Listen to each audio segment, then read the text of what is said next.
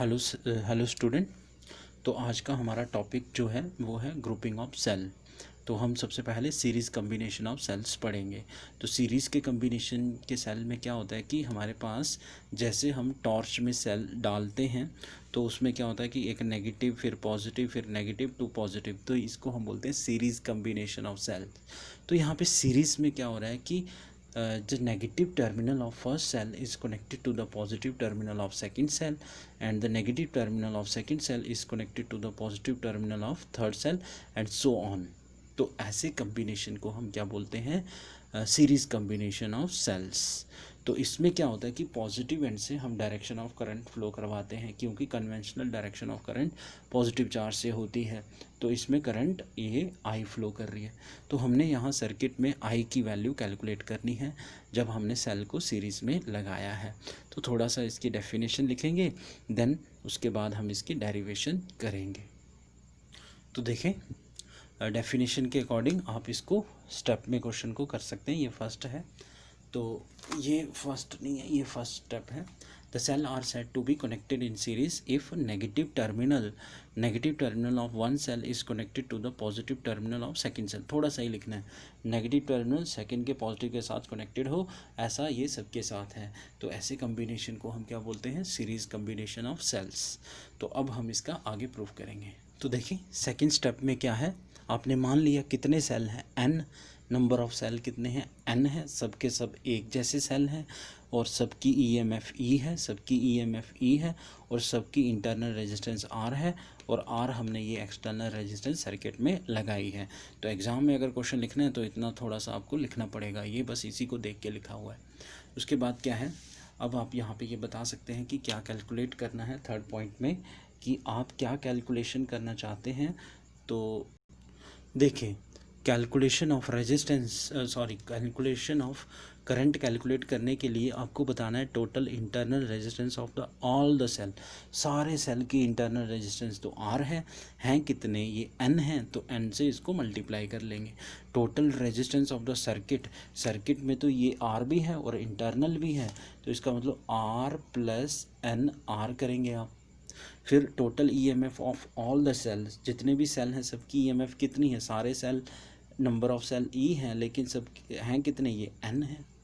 अब आपने बतानी है करंट अक्रॉस R के क्रॉस कितनी करंट होगी। देखिए, टोटल करंट कितनी होगी, करंट इन द रेजिस्टर, तो वो करंट I होगी इस रेजिस्टेंस के अक्रॉस। तो ये है टोटल EMF कितनी है, NE है, और टोटल रेजिस्टेंस आप यहाँ पे लिख लेना, टोटल रेजिस्टेंस कितनी है, R प्लस NR। तो ये जो है करंट उस समय सर्किट में फ्लो करेगी, ठीक है। तो अब आपने क्या लेना है यहाँ पे, स्पेशल केस क्या होगा। तो इसका फर्स्ट केस है, जो स्पेशल केस है, फर्स्ट है if R is very greater than NR। तो दैट इज़, इसका मतलब निगलेक्ट किसको करना है, निगलेक्टिंग NR टर्म को आपने निगलेक्ट करना है। तो इस इक्वेशन में करंट की वैल्यू क्या होगी उस समय, NE अपॉन R, ये आ जाएगा NE अपॉन R। तो उस समय आप बताएंगे कि सर्किट में कितनी करंट है, मैक्सिमम करंट उस समय फ्लो करेगी जब R की वैल्यू काफ़ी ज़्यादा होगी इंटरनल रेजिस्टेंस से। इसके बाद आप सेकंड केस करेंगे।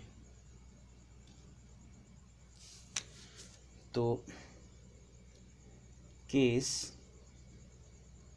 सेकंड क्या है, if R is very less than NR। तो अब किसको निगलेक्ट करना है, निगलेक्टिंग R, इस R को निगलेक्ट कर देंगे तो करंट कितनी होगी, फ्रॉम फर्स्ट इक्वेशन जो भी है आपके पास, NE अपॉन वो कितना था, R प्लस, तो R को निगलेक्ट करना है तो N R आएगा, ये N से N कैंसिल हुआ तो I is equal to E upon R आ जाएगा।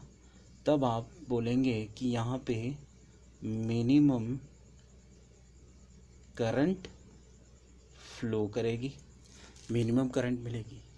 तो इसका मतलब मैक्सिमम करंट कब मिलेगी, रिज़ल्ट आप यहाँ पे लिखेंगे। ठीक है, आपने क्या करना है, रिज़ल्ट लिख लेना है।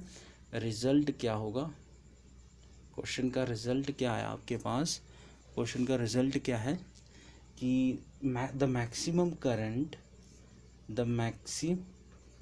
क्वेश्चन को देख के लिख सकते हैं, the maximum current can be drawn from the series